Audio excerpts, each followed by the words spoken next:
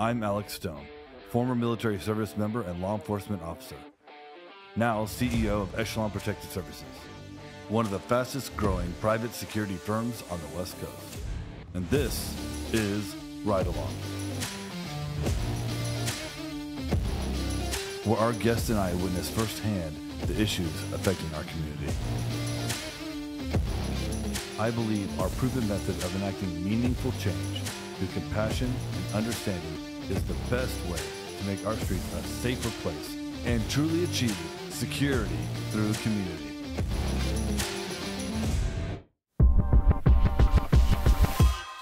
Hi, this is PK Gupta, founder and CEO of Megh Computing. I'm here on the Ride Along to show how our technology for video analytics is deployed in the field in Portland. Hi, this is Jason Noh. I'm a computer scientist by training. I'm here on the Ride Along to understand how the infrastructure deployed to support the first responders to be more effective in the help of the community. Hey, it's Alex Stone. Welcome back to the Ride Along. Today we have two dynamic guests, two tech titans, specifically working in the security field and in the smart field, that AI space that's so critical for the future growth of the security industry. Go ahead and Jason, PK, go ahead and introduce yourselves. Hi, this is Jason. I'm from South Korea, visiting Portland, this wonderful city. And I'm computer scientist, trained and educated here in the United States over at the Stanford University. I was back in Korea this is my 10th year, working with the smart city designers and industrial high-tech manufacturing industry to provide the real-time process control, process management systems, and event generation on the edge side to help them provide the bird's eye view and real-time visibility into what's going on in the shop floor. Great, PK. Great to be here. Sorry. Hi, thanks Alex. Thanks for this opportunity. So I'm PK Gupta. I'm founder and CEO of Megh Computing. So Megh Computing is a company based right here in Portland. We are about 6 years old. We are focused on using AI, as you were saying, Alex, for security applications, and I'm sure we're going to talk more about that. Oh yeah, for sure. Yeah. So to get the conversation started, Jason, what you're talking about is your field of expertise is control. Right. How to control smart buildings in a way that makes them safer for everybody, right? So in previous generations of computing, integrated computing with the building management systems, you always waited for event or something happen before you respond. Reactive. Right, reactive. Gotcha. So what we are trying to do is turn the table around, make it proactive. I love it. And preemptive. For us to be proactive, we need to collect more data. Mm-hmm. Instead of one data point for, say, every second, we do start listening to the devices. So we classify two different set of data sources. One is human being, residents living inside the building. Another is the machines and sensors and controllers. Okay. Yeah, that makes sense. So for human beings, we just wait for them to generate events, meaning push the buttons, yell, or knock on the door. Walk in and out of zones. Walk in and out of the zones Okay, through the access control systems. But on the other hand, with the machine side, we connect to them in a real-time basis. We listen to it. And we also integrate that machine-generated information or machine-sensed information with the other sources of data, trying to build intelligence. Now, this seems like it would be very difficult because different machines have different code. It's kind of like It's kind of like they speak different languages. Yeah, different languages. And I like to the way I talk about this and kind of what you do is I talk about Esperanto. So after World War II, the United Nations or NATO, right, we wanted to create a universal language that we were all going to learn. And that language was Esperanto. Right. I've only met two people that know it. Exactly. And so the idea is that you've created essentially a tech device that decodes or translates all those different tech languages into a base language. Right. Right. So as you just pointed out, to go into a little tech, Okay, we great. call Yeah. those different set of protocols. Every machine or every sensor has their own set of protocols. But the more protocol or the more devices you place in your premise, the complex it becomes. Very complex. Yeah, that's exponentially, I would imagine. exponentially. Not actually, right. So we're not just adding. So 1 + 1 isn't 2. 1 + 1 is 43. Yep. So that's where we come in, and we built sort of set of protocol translators so that we'll be able to understand different set of languages into a single normalized format. That's where the edge computing comes in, and that's where our core competency comes in. We translate all those different set of protocol into a single one, so that upstream application or people will be able to understand and make sense of what's going on, and that's what we call contextualization of the edge computing. Contextualization of the edge computing. So we contextualize it so that you will be able to understand what's really happening. So your device is essentially an ambassador. Right. In that tech industry, and it's kind of the United Nations of devices, right? It's bringing everyone to the table, and it's allowing them to all talk and communicate at the same time. Right. So that's where, and that's a lot of people thought it would be impossible, but that's where we've been working on for the last 10 years. So we have about 60 different language sets, so that we'll be able to talk to so many different devices and machines. And you currently have this edge device program actively running right now. Yep. Okay. And we have been focusing on high-tech manufacturing. That's where the need was. And of course, that makes sense. We have a lot of paper mills in Oregon, and if that paper mill has to shut down for an incident, that's millions and millions of dollars. Yeah, just in like 10 seconds. Yeah, it's a critical. To give you an idea of the need, high-tech manufacturing, for example, the semiconductor manufacturer out of Samsung, out of Korea, Samsung, 1 minute downtime means $200 million loss. $200 million for how many minutes? 1 minute. 1 minute. Wow. So if it's less than 30 seconds, your CEO will be notified right away. He might be fired. Right, a 30-second window. Yeah. So that's the sort of the criticality that you're dealing with. But same thing with property management and building management. You can't translate the human laws into the dollar figure. It's higher than that. So you're even human. So what I think I hear you saying is a part of this interpretive process is being able to interpret human behavior as its own language to then proactively or preemptively stop future actions by that human element, which is obviously going to have more issues than the mechanical and computive element, right? So you're trying to stop those actions. Right. So that's the next step. Now that we understand the machines and try and understand what's going to happen and what's happening, and being able to sort of predict what's going to happen in the next minute, next 30 seconds. And we are trying to integrate that intelligence with the video data so that we'll be able to combine the human data along with the machine data. That's where this is where PK comes in. So PK, that predictive element that is now AI, which I think AI is the new Netscape moment, right? The Netscape was kind of the first browser on the internet that kind of that explosive growth under the Clinton administration. Right. So we had this Netscape moment with AI, where we need that predictive analysis. We're at the point where we can bring all these languages together. Explain how Megh is solving that problem. Yeah, sure. So to put things in context, what Jason was talking about was all these sensors you find in buildings and factories, right? In buildings, especially access control and building control, right? HVAC controls. All speak different languages, and you need to control them, right? At Megh Computing, we are focused on the other source of data, which is cameras, primarily today.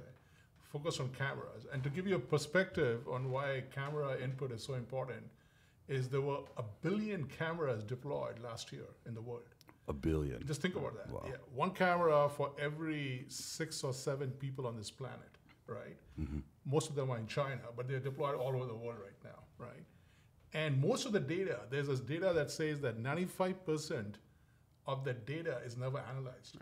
Wow. So think about all these institutions commercial institutions, buildings, factories, everybody has surveillance cameras deployed. Yeah.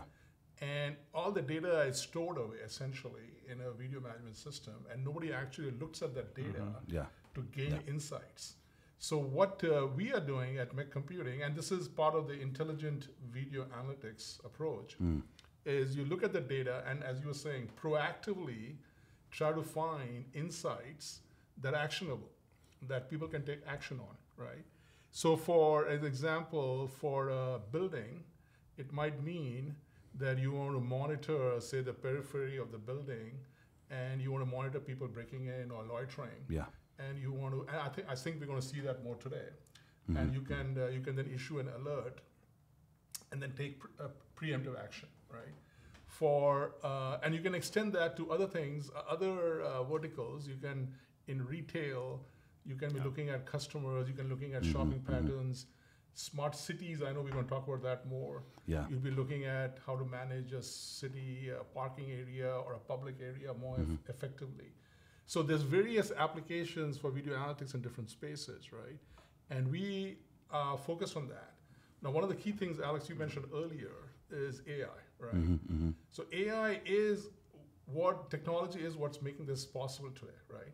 So when intelligent video analytics, I should say video analytics, when it started more than 20 years ago, right? When cameras started getting deployed and computer vision came into force, the approach was using computer vision, right? Which basically means you take a picture, you look at the pixels, right, frame by frame, and you determine if there's a change in the pixel, and you can try to detect motion, right? So that's the approach people started taking, and that was like kind of the first or second generation approach to video analytics. Okay.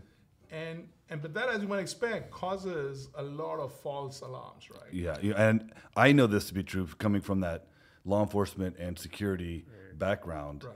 That a lot of these 911 or BOEC bureaus of emergency communication centers, they don't even really take these active alarms, even on motion sensors. Correct. Because there are so many false alarms, Exactly. they can't even respond anymore. Exactly. Yeah. And so the biggest problem plaguing all these operators of these security systems, right, is false alarms. Yeah. And I'll give you one data point. We have this, say, in auto dealerships, right, or even in buildings, right. You have these cameras deployed. You're trying to monitor.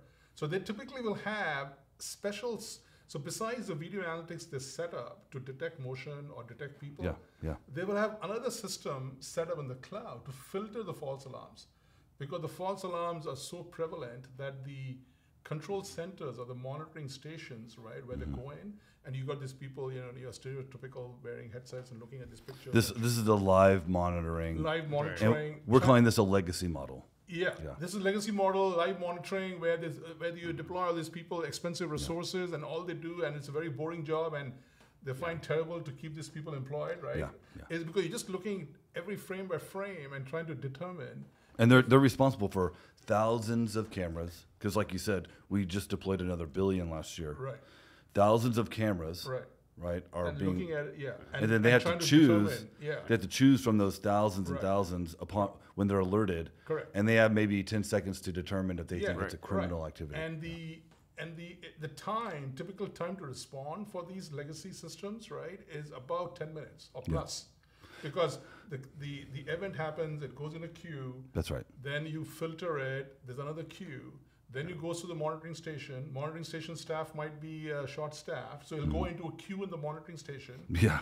And then the monitoring station, somebody's going to get to it, look at it, determine, oh yeah, this is a real event happening, real break-in. Yeah. So I need to send somebody. Then they contact the guard.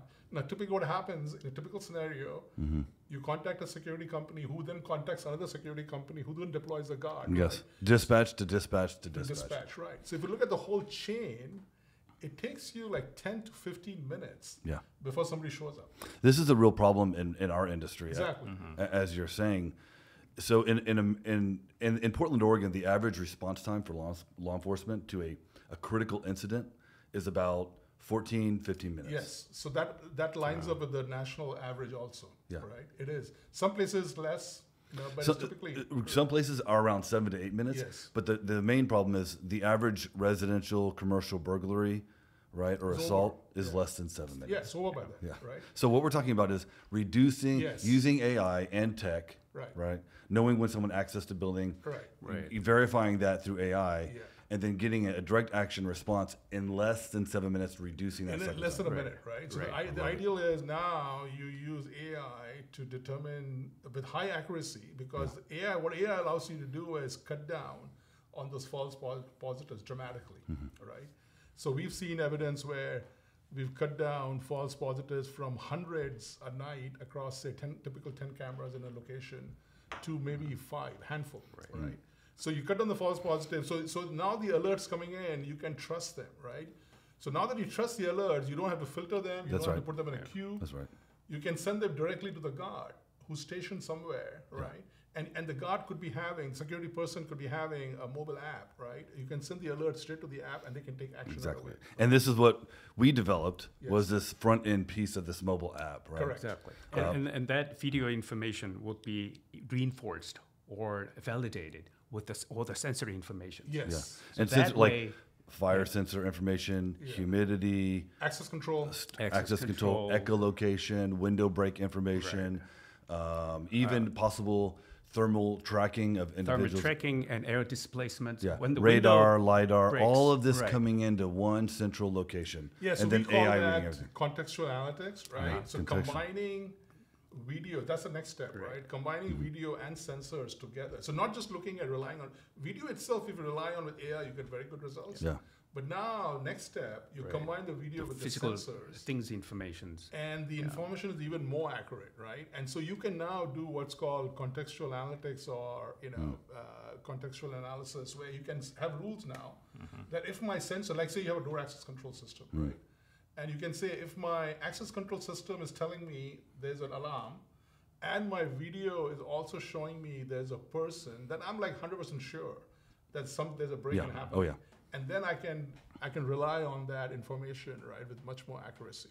So that's the best combination where you combine video and sensors together. Or if the video analytics shows that there's something event, we also rely on machine data to validate it. And we also has, based upon the machine data, we'll be able to tilt and zoom the video camera in such a way that you would be looking at right where the trigger is alarm. Automatic. That's exactly what's AI-driven access control, AI-driven control systems. Right. So that it works with the dispatcher, works with the first responders to give them the area of focus, so that instead of wasting their time, that point, first floor, second window, that's where his focus should be. And then they can track not just within different analytic zones within one camera stream, but then also camera to camera. So you get a unique tracking ID, whether through facial recognition, gait, height, weight, these things. And then, so that tracking ID, you can track this person all the way across the camera. You can follow the person, see what they're up to. If they're going into a zone they're not supposed to go into, you can flag that, right? So you can track people without using facial recognition, using AI-based techniques. You can track people with unique IDs, right? So that's one of the benefits. So I'm going to mention a case study here, and I'm going to not mention the names. I was approached by a client. This individual represents a ownership group that owns properties in multiple states, high-end commercial properties. They had an incident at a property where a domestic occurred between a top executive. The spouse came the next day, was able to access the garage because they had their spouse's vehicle, was able to access the building because the spouse had a second badge that this person had access to. And then they were able to get to the top floor, and during a board meeting, they actually killed their spouse in front of their entire team. Wow. Okay. And so at what point will we be at a level of intelligence, actionable intelligence, where we can deploy things like stingers? So in law enforcement, we have these stingers for the guest. That's like a cell tower. The CIA does it. You know, we try when people turn on their phones. All these we all do this, not just the CIA, but we're tracking cell phone numbers and cell phone data, and these IP addresses, these unique addresses on these tech devices. At what point could we have, if their internet would have been open, said, "Hey, we know that IP address, we know that license plate, we have facial recognition, right? Could AI then initiate a lockdown by floor or by building or by area? Yeah. How far away are we from this? So I would say, what you're bringing up is what in the industry, the big trend is the convergence of physical security and cybersecurity, right? Because what's been happening is people typically have been talking about physical security, but cybersecurity is now getting more and more importance, right? And the link is in the industry they're seeing is they're both like kind of rely on each other. Most of the, by the way, cybersecurity break-ins happen because of physical security flaws, right? Yeah, that's very critical to expound upon that, because like you're saying, cybersecurity, which is your networks within a building or within a network, right? Yeah. Most of those breaches happen because of physical security issues. For example, the latest issue, right, where this person, right, took all these pictures of these sensitive documents and posted them, right, on this channel. Now, he had physical access to those things, right? Exactly, yeah. Or even if you look at Snowden sometime back. Edward Snowden, NSA. He was able to get access to all the data because he had physical access to the building, to the site, right? So it's always a combination of physical security and cybersecurity. Now, in this case, I'm not very familiar with the details, but the trend is if you are able to define the environment where on a single platform, if you can not only analyze physical security threats, like somebody trying to break in or you're monitoring somebody, and then you see some cybersecurity patterns in the network, like somebody trying to access the network that they're supposed to, right? Who's not supposed to. Then you can try to combine the two and then define an event and prevent incidents like that. That's amazing. That's what we industry calls endpoint analytics. Endpoint analytics. Yeah. Okay. So you have all the circumstantial data, but that data would be married into what he or she or that particular cell phone is doing. Yeah. Is it in the regular pattern? Yeah. Are we seeing something different today? Yeah. Is she doing something anomalous today? Then triggers a lot, automatic triggers alarm, and another layer of analytics is run on just to ensure that she or he's doing everything typical, or that particular device is doing something natural, or is it something anomalous, something different? Do we need to pay our full attention onto that particular device or a particular person of interest?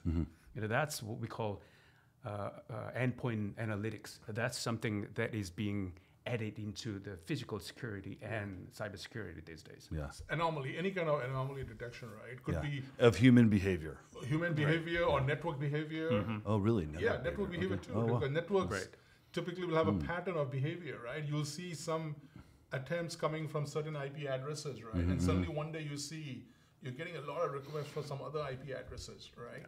Which could denote some kind of attack happening. So the behavior patterns you can set up for both people and networks, right? And then monitor that, and then that's the benefit of monitoring both of them together, and then seeing kind of patterns between them. So when we're discussing the convergence of AI and controls, AI-driven controls, let's just think of a case study, and with the idea of understanding the time frame that it would take, sub-second, sub-millisecond. So we have 10 sensors in this room. All these sensors are triggering anomalies, right? The AI is taught to say, when these anomalies occur in this pattern, right, it's likely going to be this type of incident. How long is all that taking? Well, to give you an idea, let me take an example of quite recent incident. I can't divulge the where it happened, but this is a very critical facility, and the fire detection is critical, because if you could detect the fire and put it out, say within 3 seconds, you're talking about 100K of losses. Wow. If it lasts more than 10 seconds and starts generating dust and particles and all that, that's hundreds of millions of dollars loss. So you have to put out the fire within 10 seconds. So that 7-second gap is the difference between 250,000 and the $100 million. Yeah. Wow. Okay. So seconds. So the another thing for us to take into the consideration is whether this is accurate information, actionable information that we could really act on. Because in this particular facility, you don't put the water to put out the fire. You put the CO2 into the air so that you suck up all the oxygen. Gotcha. That's how they put out the fire. So, but if there's anybody, any human being, any worker in the facility, his lung would collapse instantly. Yeah. So the accuracy of the information is critical. The response time is critical. And so we deployed 5-6 different type of sensors, and all the 5 different sensors told me that this is a critical the fire is about to start. And we have video analytics integrated and access control integrated. So we know for sure that in this particular zone, there's no workers, and video analytics tell me that for the past 7 minutes, there's no access control, no human being coming into the zone. Wow. And we have a one video shot around it. Critical. No human. Then we just put out the fire by such an way of instant, the extinguisher. That's how it happens. It's how many 10 accolades? seconds. How many accolades did you get? I get 2 plaques of recommendation and appreciation from that particular client. That's impressive. If I owned that company, I would keep you very close to me, for sure. Let's talk about. Let's kind of bring it back to Portland, and the things. Tech is important, sure, and saving microchips are important. But I think what's going to really drive the industry is saving people, right? And so, and here in Portland, there's a lot of people that are pushing for echolocation. It's called ShotSpotter, right? They want to be able to identify where firearms have been discharged in order to, allocate resources, real-time resources, law enforcement in the field. As I understand it, AI is not really driving this, but could you kind of give a scenario where if AI was interpreting a lot of this data, right? Maybe cars running red lights, these types of things. Would that make it more effective? I mean, what are we really talking about when we're talking about securing areas and making people safe? Yeah, so AI, I make a general statement, right? AI in general can help with any problem like this, right? It's how you apply AI carefully, right? For example, you have to be sensitive to the fact, even in physical security surveillance, you don't want to do facial recognition, for example. Which is illegal in Portland. Which is illegal in many places, including Portland. Yeah. And so you can do without it, right? You can use techniques without facial recognition and still get your job done, right? Similarly for firearm detection. So there's various techniques, right? One of the techniques is people use acoustic sensors, right? Yeah. Or special kind of sensors, or even vibration sensors, right? So that if they detect something within some distance, they know there's a gunshot. Gunshot has a very specific kind of vibration, so they can detect that. And that will give you, say, one indication, right? Something has happened.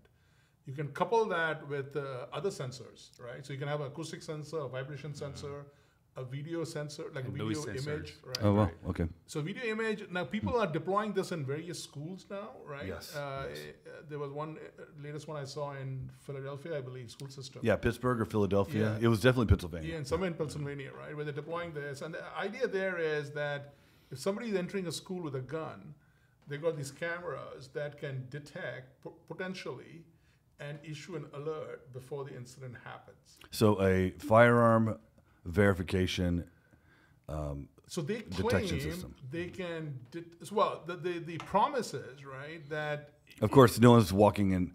It's very no one is walking in brandishing a firearm, right? But the promise is that, okay, the camera is going to detect a firearm, right, and issue an alert, right? Typically, the firearm is going to be concealed, right? Typically, right? And there is, the possibility of indexing. Indexing in my field is the subconscious behavior of constantly needing to touch something that's illegal, like a firearm or drugs. Right. I think it's 3 times every 10 seconds. Right. If someone's you can look for those behaviors, right? So yeah. you can look for those behaviors with video analytics and trying to reinforce that something is suspect. So behavioral analysis can be done very effectively with video analysis and video analytics and AI. But I think the promise of detecting the firearm itself, it might be overpromised. So you got to use some other techniques. Obviously, metal detectors help, but is it practical? So it has to be a combination of things, right, to make the problem, to solve the problem. So let's stay on the schools area because that's something that's near and dear to me. When I was in law enforcement, I worked a lot in the schools, right? and I also did some juvenile sex crimes, things like this. So, at what point is there a point in the future, in the near future, where, because a handgun is is easy to hide, and usually if a student's bringing a gun to school, it's almost always a handgun. Right. But most school shootings are long guns. Right. So if someone exits their vehicle with a long gun and they're walking towards an entrance of a school, at what point in the future will AI be able to detect that and then engage in AI-driven access control system to then start locking the school down, or go through an app like ours, SitRep, where then an administrator inform somebody. Yeah, and then they can then engage the access control on their phone. Right. At what point are we? If the person is walking with the gun, right, carrying the gun, right, then you can very accurately detect it with AI, right? Because AI models can be trained to detect different kinds of guns, right? The long guns, I just said. But if it's a concealed, then you cannot. But long guns, you can train it very effectively if the person is walking with that, and then issue an alert to a local law enforcement or somebody, right? Yeah. To try to clamp down the place. Yeah. And then not only could AI then lock the building down, right? But it could then give real-time information to law enforcement as to where the individual is within the building. Yes. Right. And this is track the person. And someone who's been in critical incidents, someone who's been in, I've been there and I've done that, right? Finding the person that's engaging in the criminal activity usually is what takes the longest amount of time. Yeah. And having that situation report coming through in real time in sub-millisecond time, that's what's going to be able to allow that direct action or that direct asset to then eliminate that threat. And I like to draw the attention to the fact that it requires infrastructures. For the video analytics to be more effective, you would require higher resolution cameras, not the 4K, 400K. That's not going to work. But higher resolution means you need to take more video into the network. Yeah. So most of the schools and facilities that I visited, their infrastructure is not really ready.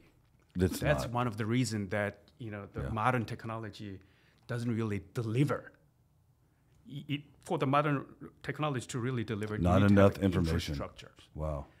Better networks, better CCTV cameras, and high resolution sensors. To deploy those, you need some government interest, public interest into the improving the infrastructure. That's what really counts. So investment in the public infrastructure at the school level, right? To get the right type of infrastructure in place that can deliver enough ones and zeros to make it effective and quick. I mean, interesting thing is in Asia, where I'm come from, the gun is not really much of an issue. Of course, yeah. But when I was doing a smart city consulting project in San Diego, the gun detection was such a problem. But how do you help first responders to locate and come to the right spot where the gun is discharged? You could detect the gun and give you the 200-meter radius of this, I think, is the area where the gun is detected. But if you go into the downtown city, 200-meter radius, that's a lot of buildings, a lot of streets. That's a lot. Yeah. One of the idea that we did was let's put these smart LED lights with the control systems.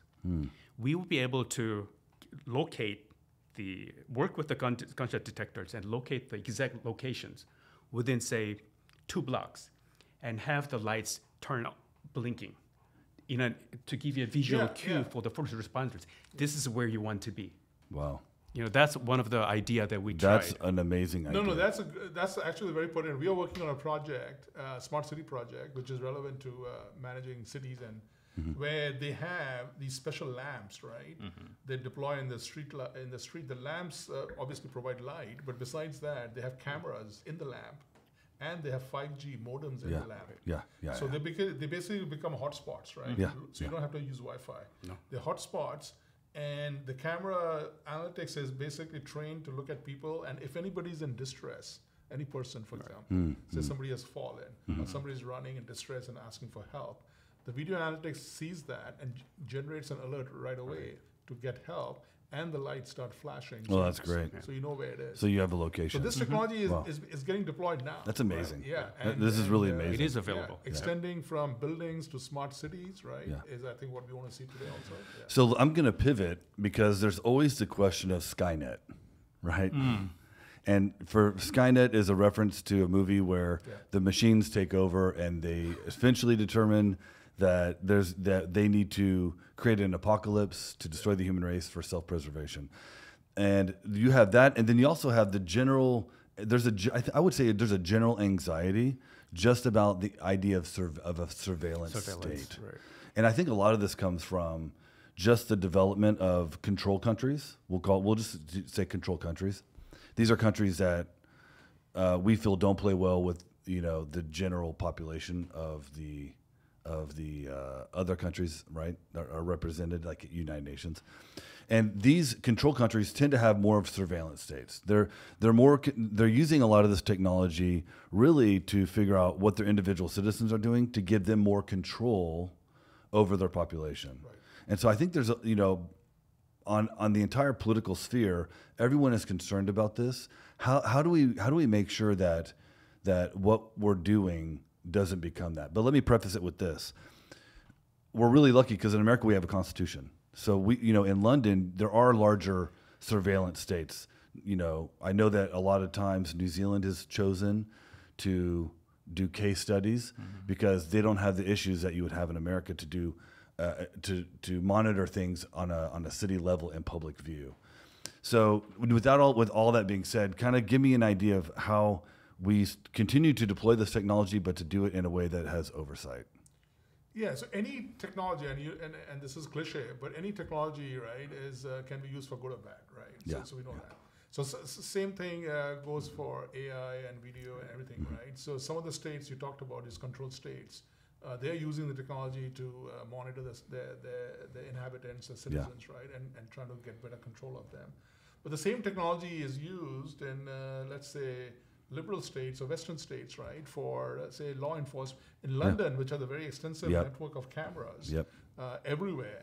By the way, New York has more cameras than London. People don't know that. Oh, I did not know that. Yes. Really? Yes. But you don't hear about that much. And fewer residents. Yeah, but it's all there, but you don't hear about it. But London, you hear about it because they talk about it all the time, right? And they use it effectively for law enforcement. Yeah, they do. Yeah. Incidents happen, they're able to track the person down going into the... Well, and their mass transit system almost requires it. Underground, like the bombing of the tube or subway. Right, exactly. All these trains have to be rerouted and stopped. Right. Yeah. So they do that. So it all comes down to technology regulation, right? And the same thing goes for AI. If you recall, as technologies were rolled out, people always, even before AI today, right? If you go back, say, 10, 20 years, when the internet technology first came out, people were like, this is going to take over the world and destroy our kids, and everything's going to happen. And even before that, I was looking at a report when you'll find this surprise when calculators were first introduced back in the 50s for children in school. So going from the abacus to a calculator. Right. Okay. The teachers went on strike in American schools. Wow. Because they thought that the children are not going to be able to learn math anymore, right? Because they're going to use calculators, right? So we went that wave, then we went through the internet. Now AI. Now you might know this is happening in Congress. Now this is not the best place to make regulations on AI, but Congress is trying very hard to come up with, and the AI leading guys from the leading companies have themselves told Congress that please regulate us. Right? Really? Yeah. Oh, wow. So the Google, Facebook, Meta, Microsoft, all of them have appealed to Congress that please introduce some legislation now, because with the latest AI technology, if it is not controlled properly, right, it can go. People can use it for mischievous purposes, right? Yeah. So there is a demand right now to from the industry itself to regulate it, right? And I think the government has to step in globally. Right, and Europe is trying to do the same. Is this to protect the industry from future lawsuits, likely, or not just civil lawsuits? But actually, no. These people are actually concerned that somebody can misuse the technology and cause the threat. You talked about Skynet. They are talking about threats like that right now. Yeah. It's becoming more and more real. Yeah.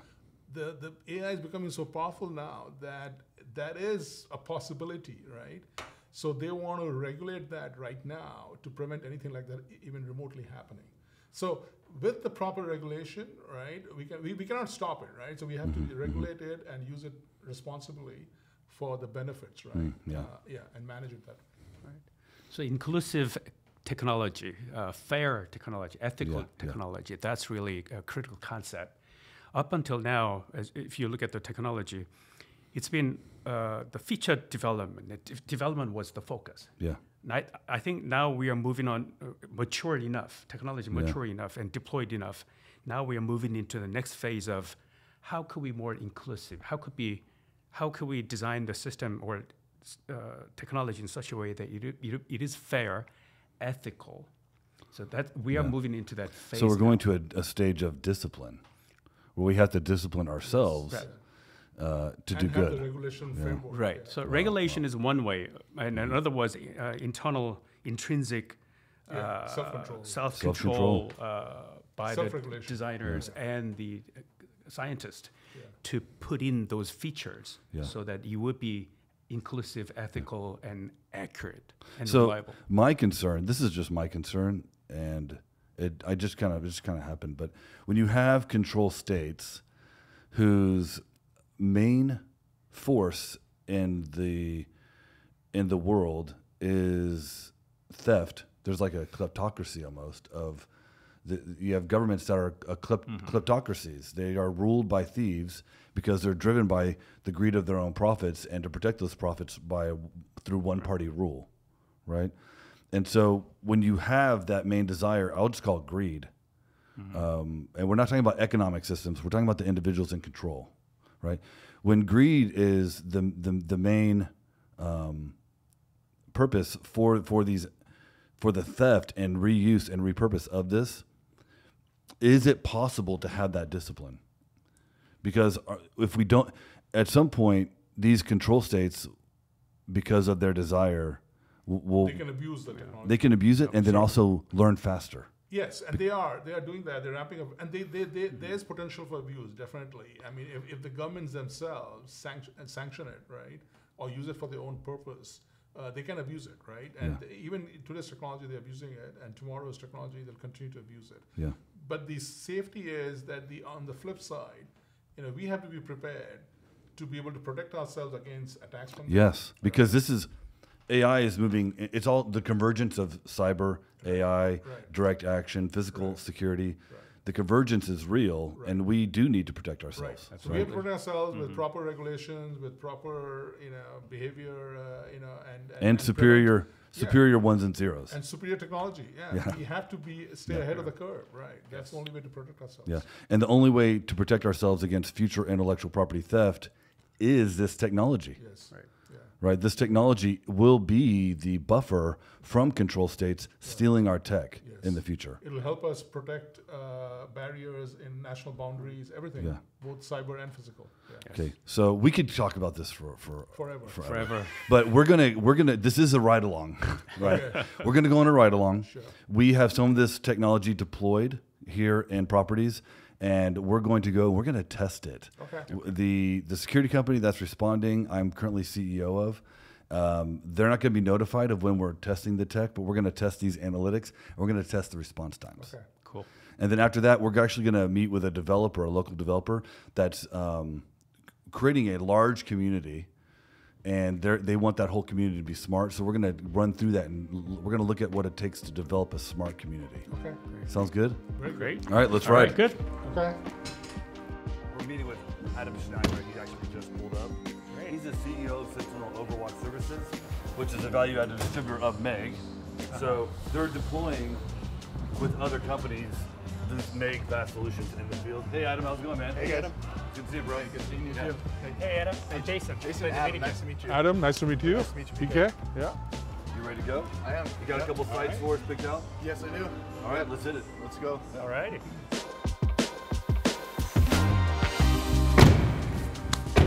Great. So this is the site.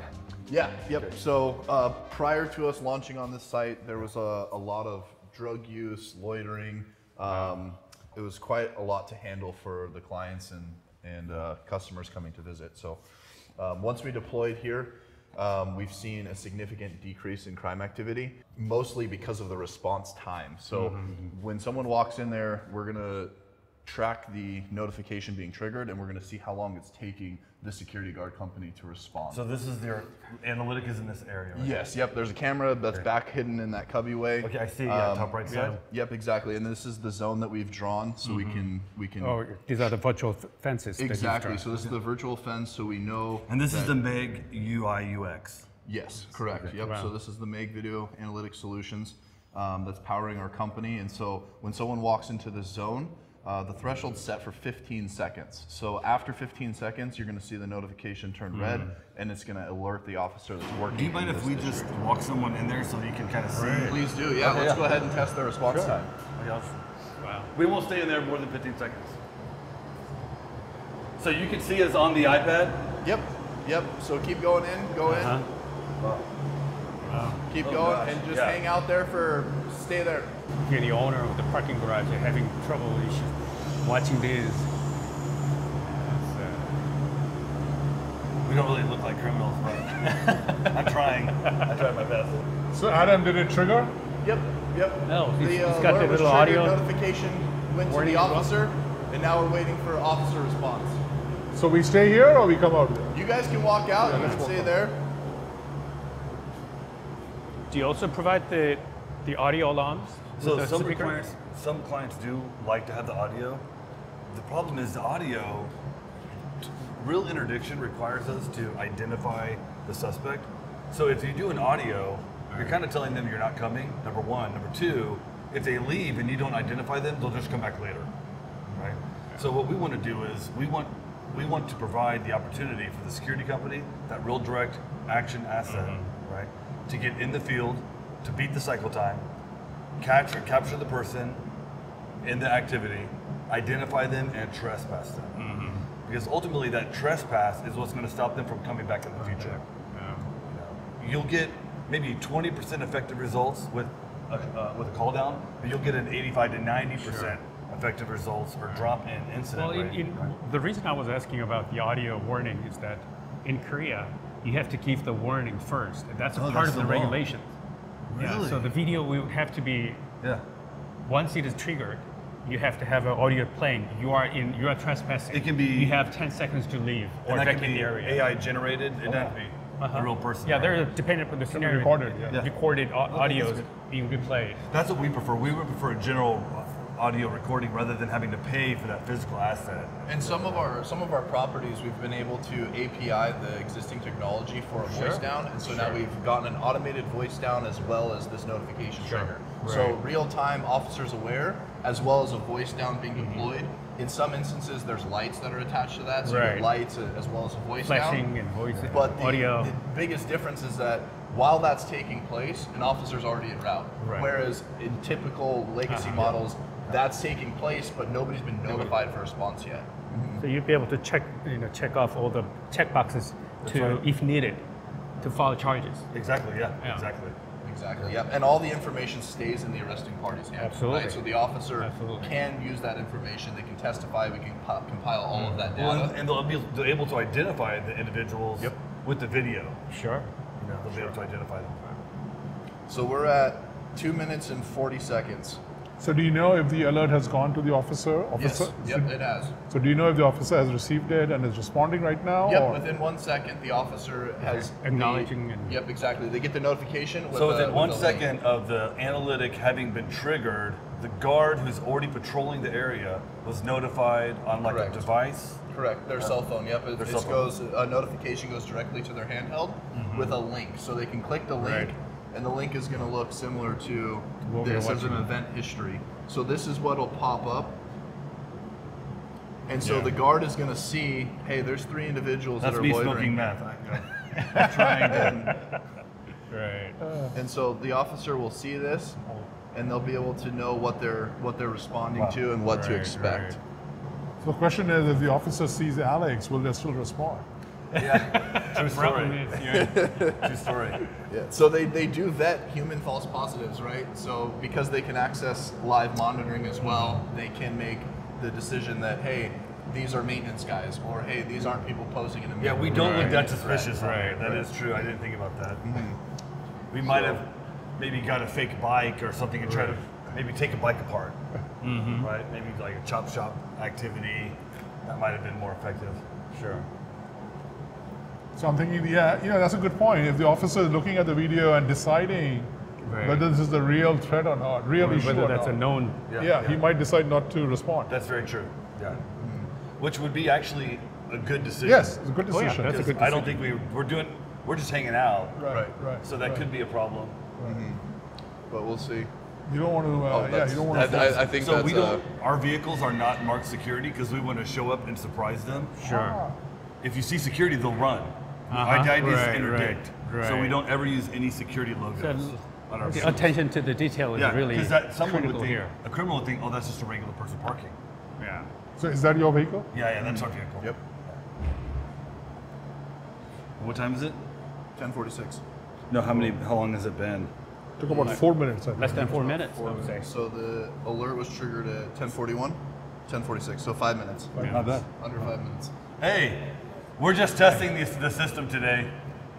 I appreciate it. Yeah, absolutely. Yeah, I know you're busy, man. We don't need to keep you, bro. Okay, I appreciate it. Thanks for your response. Under 5 minutes. That's awesome. Wow. Yeah, good That's job. really great. Yeah. Wow. This is PK, Jason. Hi. I'm Cody. Cody. He's one of our supervisors in the field. This is his, obviously a very important neighborhood, and a very important person in that neighborhood is what you need. So Sure. he's our guy here. Yeah, Wow, that's thanks, cool. bro. Appreciate Appreciate it. you, bro. Have a good night, Have a good day. Be safe. Your beard looks majestic. Yeah. That was great, by the way. Yeah. Great. That's a. It's great to see this in action. Great. Yeah. I mean, it's amazing because again, the average response time to a critical incident, a shooting, Yeah. is 14 and a half minutes. Importantly. Right. And the average commercial burglary, the average crime is under 7 because every Right. criminal knows they have Yeah. at least 7 minutes. 7 minutes. And we Actually, beat it. I've seen that. Yeah. We beat it by 2 minutes. Right. And So this, we interdicted, we can get the arrest and prosecution. And that's what locks down these properties. Awesome. you want to go to All the right. next property? Yeah, let's go test a different district. So the way that the security company works is they have different districts all throughout Portland. That's right. Right now we're in what's called the Pearl District. So we're gonna head down into a more saturated area in downtown, and we're gonna be testing out another site with a different officer response. Cool. Awesome. I love it.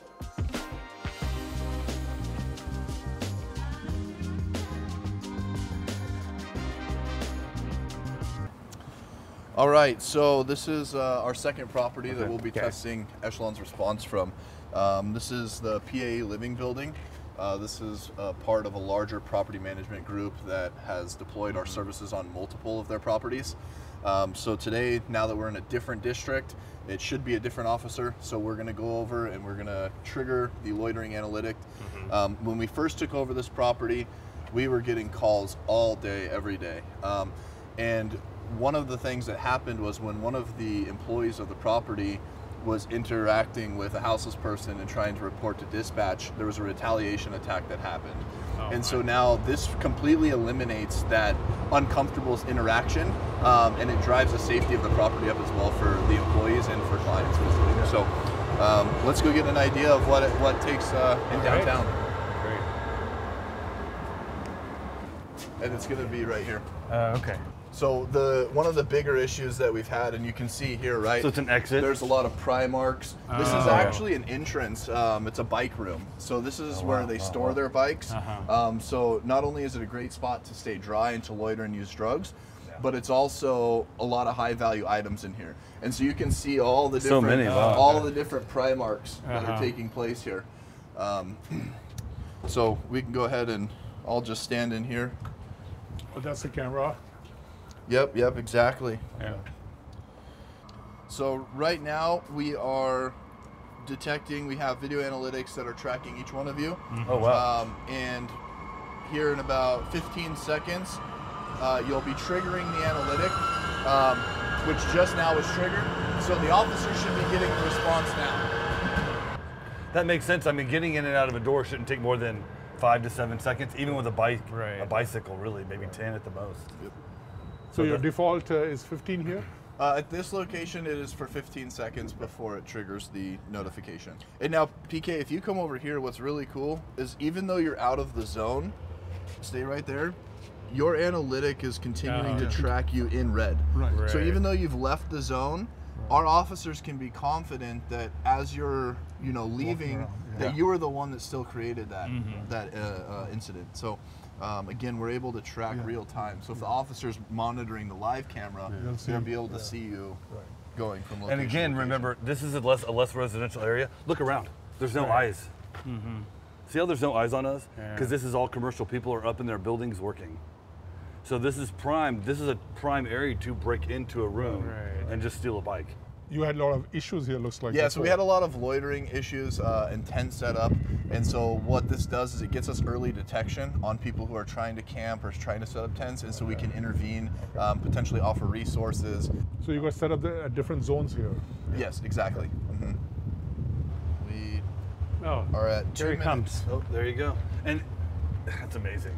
Yeah. That really is amazing. Yeah. So 2 minutes, and we have an officer on site. How's it going? It's going. How's it? It's this guy. It's this guy. He was recording. He was loitering. Hey, so do you live here or work here? I don't. This is Mar's Sorry, I district was officer. Jason, PK. I'm PK. Nice to meet you. How's it going? Where were you at when you got alerted? Well, I'm actually with a gentleman on the other side here. I'm giving him a couple minutes. Okay, take your time. You can go do your thing, bro. So you were already dealing with something? Well, yeah, I was over here on lot 49 dealing with an individual just rolling up a cigarette, hanging out on property. Trespassing. Okay. Trespassing on property. Okay. He's now carrying on. Awesome. So you got the alert. You were able to still do a little bit of work with him, and then break contact, come over here. Knowing how close I was, I figured I could do both. Okay. Wow. Wow. Wow, that's awesome. That's amazing. Yeah, great response time, man. I know. Less than 3 minutes. In this district specifically with the SOS going on, generally there's an officer within 5 minutes, if not shorter, we can be here. Awesome. Wow. That's great. Thanks, Mar. Amazing. Appreciate you, bro. Great. You Thank you, can- sir. Back to Be work. safe. Let us man. know if you need anything. No worries. All right. I'm here for you. Hi, brother. Wow. That was great. That was awesome. Wow. The weird thing is, during that entire time, not one person walked by.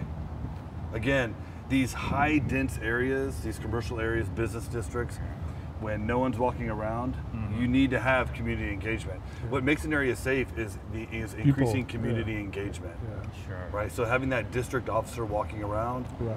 engaging every single person on all the properties, right? This is what is going to make people feel like, I need to go somewhere else. Right. If I'm going to commit crime, I should go somewhere else. Technology in action. Yeah. Technology in action. Actual things happening. Yeah. Yeah. This is great. It is Yeah. great. Providing the actionable intelligence. It's what out we of it. talked earlier in the morning. Yep. How things happen, response Yeah. times, and now we are seeing that in action. I'm just surprised my guard, Yes, he showed up. Yeah. he showed up. And what, 2-3 minutes? Yeah, 3 minutes. I mean, that's amazing. Yeah. And over there in less than 5 minutes. Yeah. Yeah, Right. and the bigger difference too between this district and the Pearl district is that the Pearl district's a lot of roving, so they're doing a lot more driving as well as walking. And downtown is a lot more of a walking district. So the fact that he got here in 3 minutes was incredible. I mean, he could have been 6 blocks away. Yeah. So really great response time down here. Wow. Awesome. Yeah. Technology in action, enabling Yeah. Solving the problems. security guys Yeah. to focus on what he or she could really Yep. impact and contribute for the community. Yeah, exactly. All right. So where next? I don't know. I think we're going to hit that's- up a smart community. I think that's all on the agenda.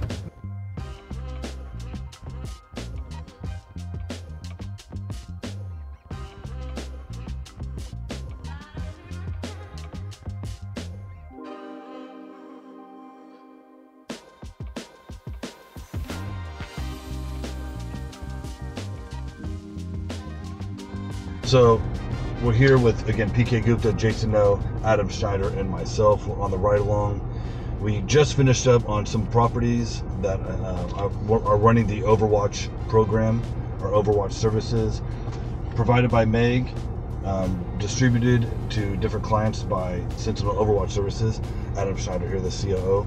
And we're here to meet with Hurley Development. They're a development company in the Northwest Territory here in the Northwest part of America. They have a large swath of land they're going to be developing, and they want to make that entire development smart. So all the buildings, both residential, commercial, everything connected and working together. So we're going to meet with this team and see, what the possibilities are. So today we've been seeing these other sites, and now we're having that larger discussion of what it looks like to do a larger platform. Mm-hmm. Multiple buildings, right? Maybe a city. Public spaces. Right, exactly. So that's kind of what we're doing today. Hello. Hi. We have a meeting with, I think, Nick and Jason. Oh, okay. Yeah. No one's calling me. Hey. Hey, good to see you. Yeah. How you doing? Good. Yuri, Nick. Welcome Hey, good to see you, bro. Yeah. Why don't you see the Echelon and SOS? This is Adam, COO, Sentinel Nice to Overwatch meet you. Services. Hi. PK Gupta, CEO, Megh Computing. Good to see Pleasure meeting you. Maybe we have a quick sit down, right? Yeah, sure. That's perfect. He's on the phone right now, but he'll be right in. Yeah, perfect. Well, thanks, guys. Thank you. Hey, Jason. Hey guys, what's up? Hey. Jason. Thanks for meeting with us today. I know you're really busy. I appreciate it. Absolutely. For you, anything. No. So glad you guys have come out and chat about this, and we love what you guys are doing on the podcast, and it's really interesting because the stuff you guys are talking about is the same kind of stuff we're dealing with here. We're dealing with it from the developer side, so as a developer, we're looking at a community like this, and we're saying, what would it look like for this to be a connected community? We might call it a mini smart city. Right. Micro smart city, is probably what it is. But you do have 100 acres here, 107 acres. You've got, a lot of residential living up in here and here and down here. Through here, you've got industrial. A lot of areas where what you guys run into, I'm sure, is concerns about security, about products, about IP. Everything from biotech to, it could be somebody that's manufacturing small specialized machinery, all different kinds of stuff where they're have concerns about security. Sure. And then through this center core, you have all different applications of retail, restaurant, entertainment, hotel, and even some living in here, and some podium buildings with inline, retail and restaurant underneath. And so with all these people, with over 2,000 units of residential, we've got some active senior living partners here. We have these views of the Columbia River that you can't see off here, and the gorge is right over here. This is kind of the gateway to the gorge. So when we build something like this, we're saying, how can we be connected to create lower energy consumption, moving toward net zero as much as we can? How can we encourage offsets using solar, there's a lot of wind through here. How can we encourage, we've talked with Yuri about wind power, just making it smart to solve the problems that they have, but also solve the problems that we all have for our kids and our grandkids with climate change, and just where we can, taking down things like emissions.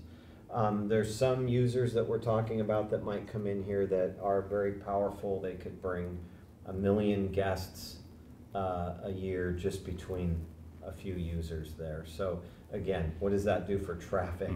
Now you've got to put a garage there. Okay, what does that do? How do you manage that? Well, you want to be able to bring that online. The intelligent back end of it is there already. The infrastructure, we want to own and partner in the dark fiber that goes all through here and connects, and it's coming in and out. It has more than one direction. If it goes down on one side, it's covered on the other side, right? And then all of that, Alex, where you guys especially shine, all of that needs a ubiquitous, hidden protection, safety, security, where we don't have drones flying over. They don't know it. but it's happening at all times. You know, non-invasive, yeah, pervasive security and safety. Yeah, it just blends in. Yeah. We want to have safety officers that are kind of walking around, but they're there even just to help, just to say, hey, what you need to find your way. Let me help you. I mean, community public safety. Yeah, we want to promote community, and yet have it be safe. Yeah. And part of what makes a community feel good is that it's a safe place. So yeah, that's kind of an overview of what's going on. Yeah. Interesting. I'm interested in getting your thoughts on that. Yeah, no, so this one, you described it, I think this, you're right, it's smaller than a smart city, like maybe a smart community, that's what you want.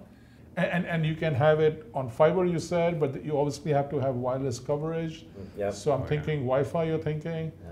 People nowadays are thinking of even a private 5G, providing a 5G network, you know, that becomes more. And small cell partners. Small cell partners over there. Yeah, So private 5G networks, actually one of the biggest applications on private 5G networks, which people are deploying in communities like this, is video analytics they put on top of that, right?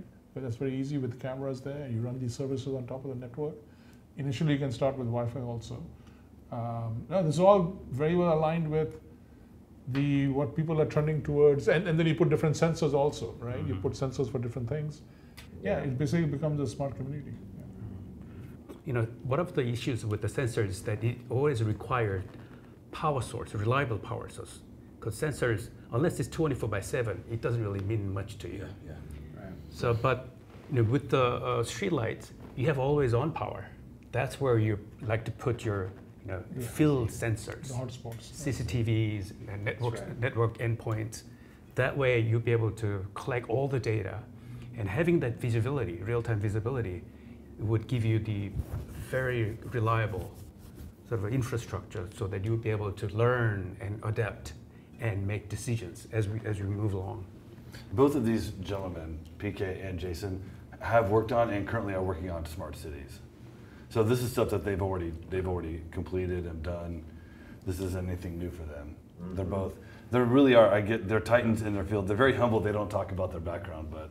No, but one project that you might find interesting is there's a couple of smart city projects I'm involved in. One is in Las Vegas, they're big city obviously, but they have a couple of blocks. They're marked off as a smart city project.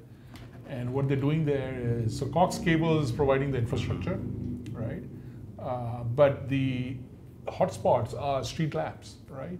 So the street lamps they're deploying in this few blocks, the lamps, besides obviously providing light, they have cameras installed in the lamps, right? So the lamps provide coverage of the streets, and they got 5G modems in those. So they're also hotspots.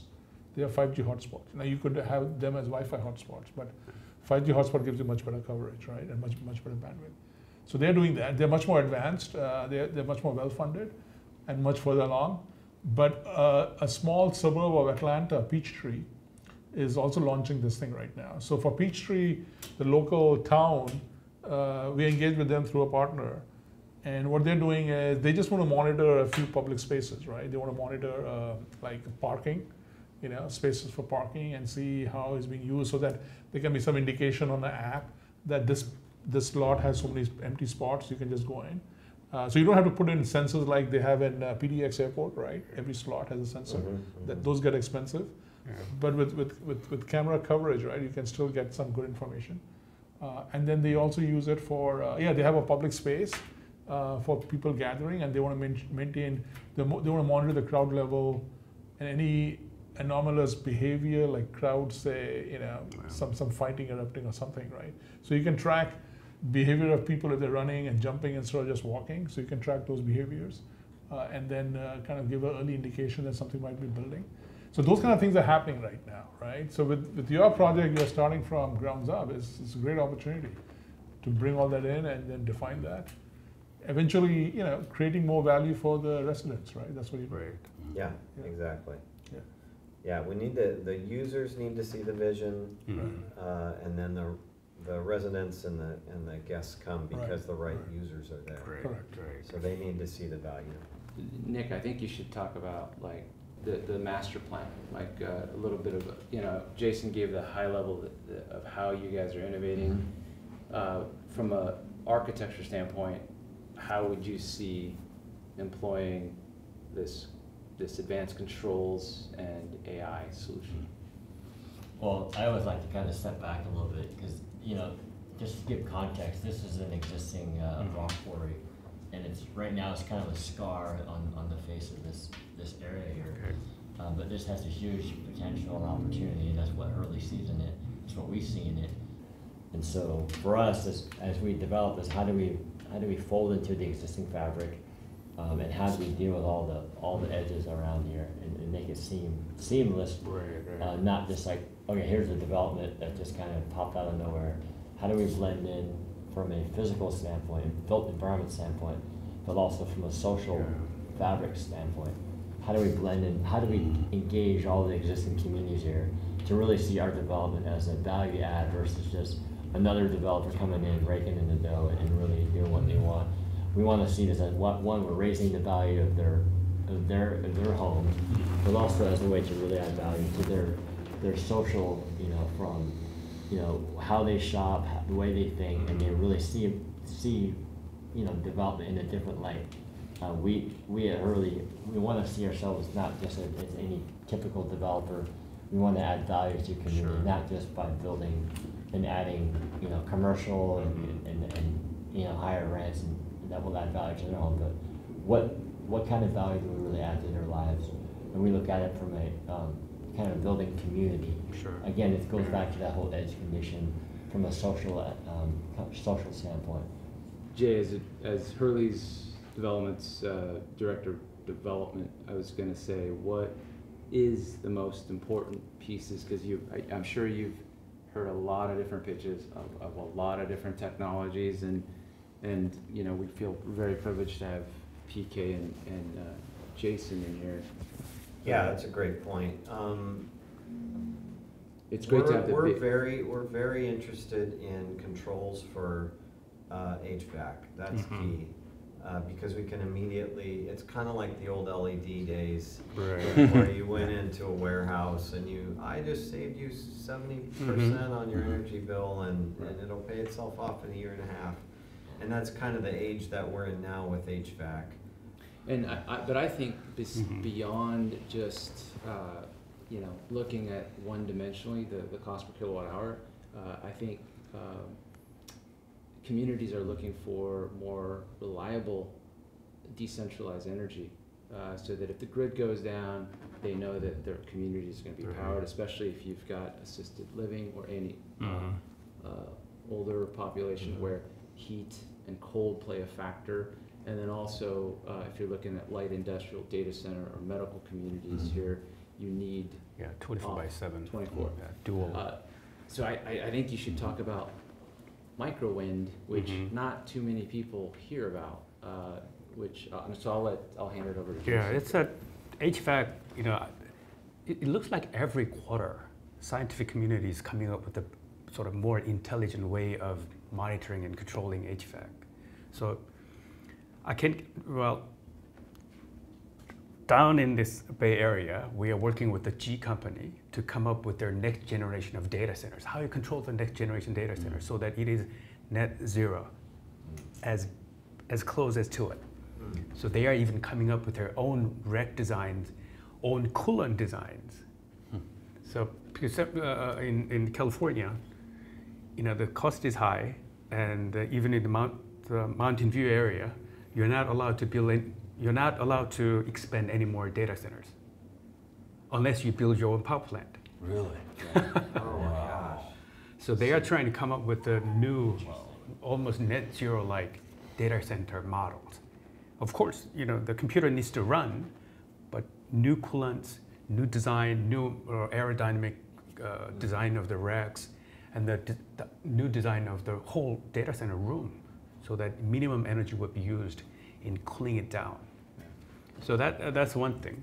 So the HVAC control, if you could design it, that's best. But once it is designed, there's always a new way to retrofit or make it better, deliver better COP. With that said, I've been working with some of the mechanical engineers of how to make more reasonable and practical wind turbine. I don't like those huge thing that generates a lot of vibrations and noise. If you put in the river, about 60 feet around, there's nothing alive.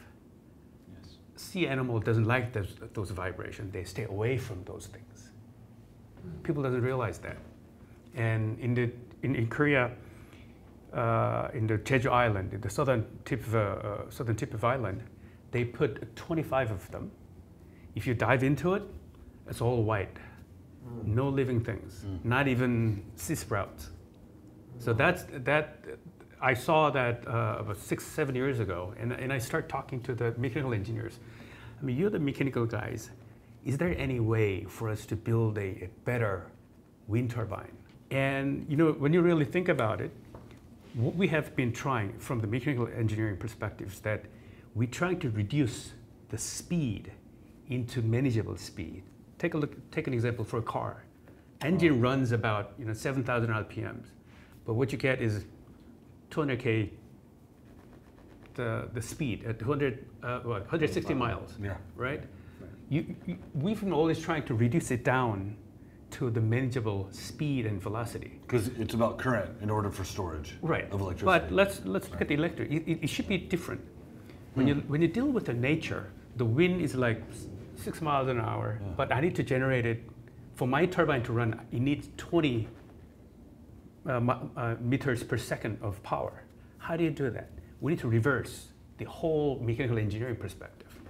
So I run into this interesting old retired professor who used to design torpedoes for the military, and his job was try to come up with a design of the turbine is such that it would stay, first of all, noiseless. It would stay straight lines. That means maintain the consistent current. Yeah. Yes. So he's the guy who has patents all over the world, 6 patents regarding torpedo design, turbine design, that would give you noiseless speed and consistency without tail spinning. So just go straight lines. Yeah. So I asked him, hey, I've dived into this water. I see just whitening of the whole area because of the wind turbine. Can you think of something else? He said he's been talking to these oldest, the military guys. Why don't we use this, turn it around and use it a wind turbine? I funded him, so he come up with this interesting design. So we got the patents and everything, and we built several prototypes. We only require 5 meters per second wind to generate power. That's amazing. It's like as long as that's more than 5 meters per wind. If you see the trees moving, we could generate the power. So we install it on school campuses. We install it on some of the islands so that we'll be able to provide enough power for the whole resident. And typically you're not. So that island is net zero? Yep. Yeah. Yeah, there are 3 islands in Korea that is purely net zero. I cannot wait to visit you. Yeah. Typically With you don't- a turbine about this big, about 20 of them. 20 Yeah. and 20. Wow. How many miles in circumference or in diameter?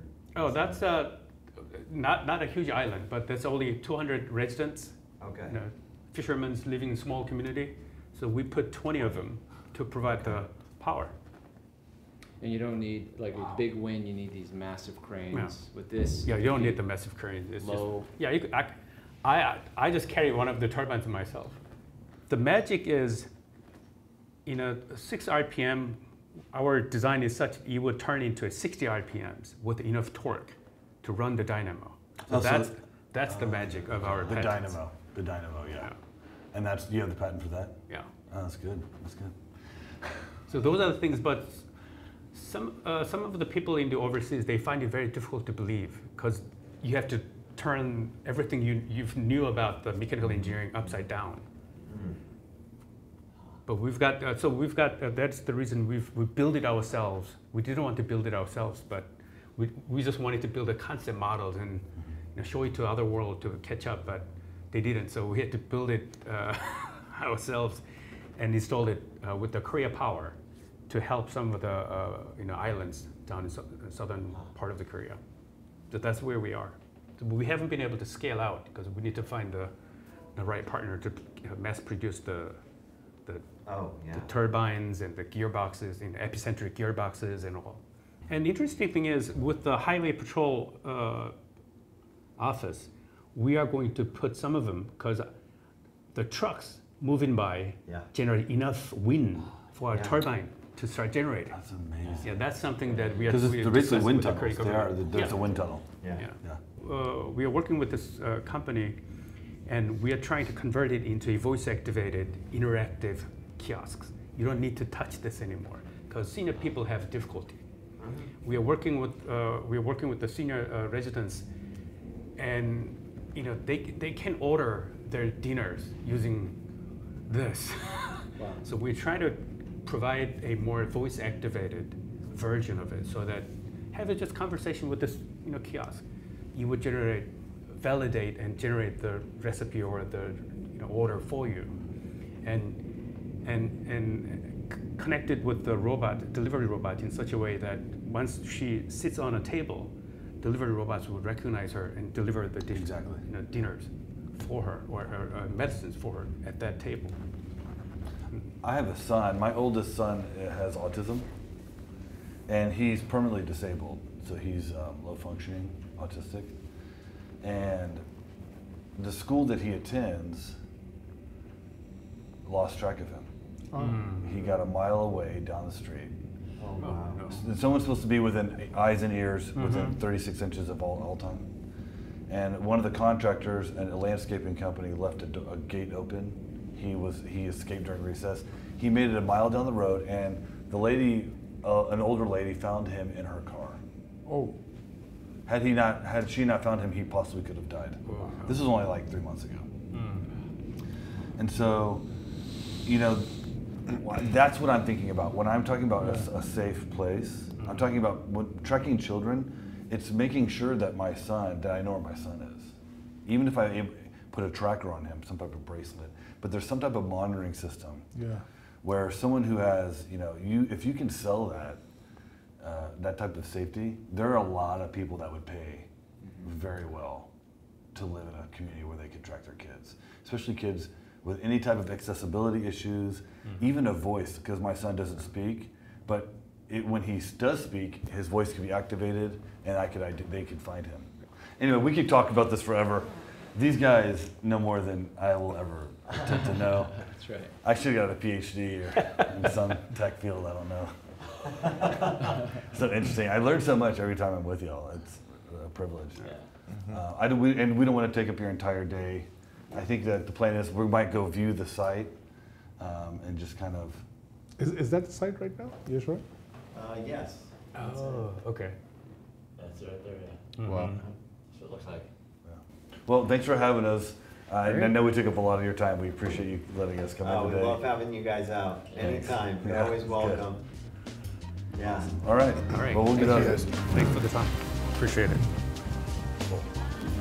Well, that was a really great meeting. I think that we all kind of learned a lot. Really impressive about the development. I'm thinking that we go there and check this site out. What do y'all think? Yeah. All right, let's go. Let's roll. Let's go.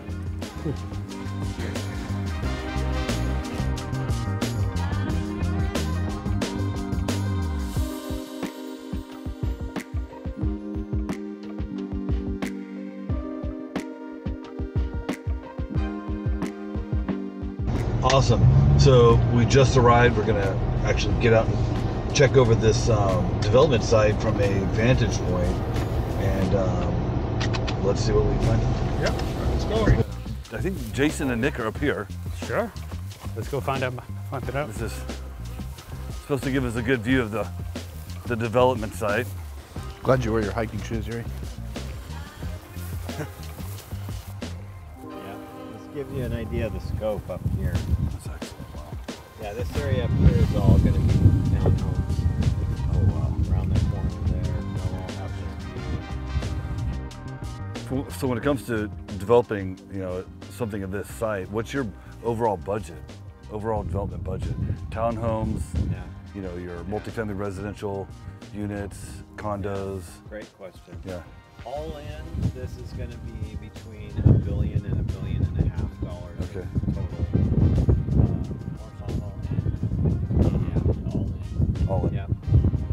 that's And with. that can increase as time goes on, right? Because it can take 3, 5, 7 years by the time you're starting to phase. When you're phasing it out. You're landing and delivering buildings. I have a question. Yeah.